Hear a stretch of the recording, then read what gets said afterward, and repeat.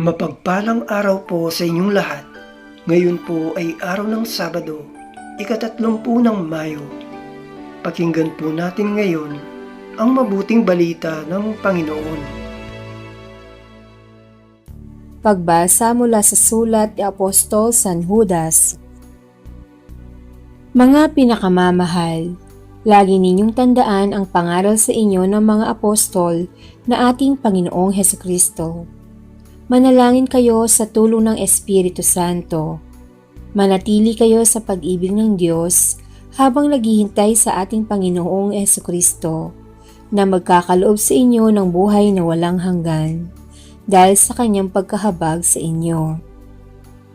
Kahabagan ninyo't tulungan ang mga nag-aalinlangan. Sagipin ninyo ang nasa apoy. Ang iba na may kahabagan ninyo, ngunit mag-ingat kayo. Kasuklaman ninyo pati ang mga damit nilang tigmak ng kahalayan. Sa kanya na makapag-iingat sa inyo upang hindi kayo magkasala at makapaghaharap sa inyo ng walang kapintasan at may malaking kagalakan sa kanyang kalwalatian. Sa iisang Diyos na ating tagapagligtas, sa pamamagitan ni Hesukristo ang Panginoon natin. Sa kanya ang kapurihan, karangalan, kadakilaan, at kapangyarihan mula pa noong una, ngayon, at magpakailan pa man. Amen. Ang Salita ng Diyos. Salamat sa Diyos. Salmong tugunan. Aking kinasasabikan, Panginoon, Ikaw lamang. O Diyos, Ikaw ang aking Diyos na lagi kong hinahanap. Ang uhaw kong kaluluway, tanging Ikaw yaong hangad. Para akong tuyong lupa, na tubig ang siyang lunas. Aking kinasasabikan, Panginoon, Ikaw lamang. Bayaan mong sa santuaryo, sa lugar na dakong banal. Ikaw rooy mamasdan ko sa likas mong karangalan. Ang wagas na pag-ibig mo'y mahigit pa kaysa buhay, kaya ako'y magpupurit, ikaw ang pag-uukulan. Aking kinasasabikan, Panginoon, Ikaw lamang.